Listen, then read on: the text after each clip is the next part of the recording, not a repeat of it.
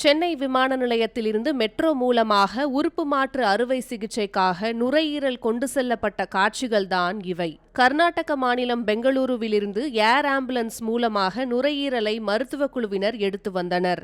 அப்போது சென்னை மீனம்பாக்கம் விமான நிலையத்திலிருந்து மீனம்பாக்கம் மெட்ரோ ரயில் நிலையத்திற்கு நேற்று மதியம் 2:07 மணிக்கு வந்தனர். பின்னர் சென்னை மெட்ரோ ரயில் அலுவலர்கள் முழு ஆதரவு மற்றும் ஒருங்கிணைப்புடன் அந்த குழுவினர் மெட்ரோ ரயில் ஏறி 7 நிலையங்களை கடந்து 2:28 மணிக்கு தேனாம்பேட்டை டிஎம்எஸ் மெட்ரோ ரயில் நிலையத்திற்கு வந்தனர். அங்கிருந்து உடனடியாக ஆம்புலன்ஸ் வாயிலாக கிரீம் சாலையில் உள்ள அப்பல்லோ மருத்துவமனைக்கு சென்றனர். அங்கு அனுமதிக்கப்பட்டிருந்த ஒருவருக்குத்தான் நுரையீரல் மாற்று அறுவை சிகிச்சை செய்ய இந்த நுரையீரல் வந்தது.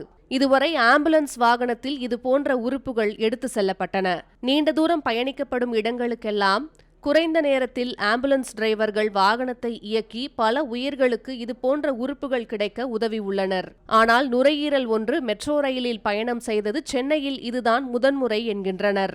இதனை பத்திரமாக கொண்டு வந்த மருத்துவ குழுவினருக்கு பாராட்டுகள் குவிந்து வருகின்றன. ஒரு இடத்தில் கூட தாமதிக்காமல் ஓடிக்கொண்டே இருந்தனர். இது குறித்த வீடியோ தற்போது சோசியல் மீடியாக்களில் வெளியாகி வைரலாகி வருகிறது. அவசர மருத்துவ சேவைகள் மற்றும் உயிர்காக்கும் முயற்சிகளில் பங்களித்த மெட்ரோவின் இந்த சேவையை பொதுமக்கள் பலரும் பாராட்டியுள்ளனர்.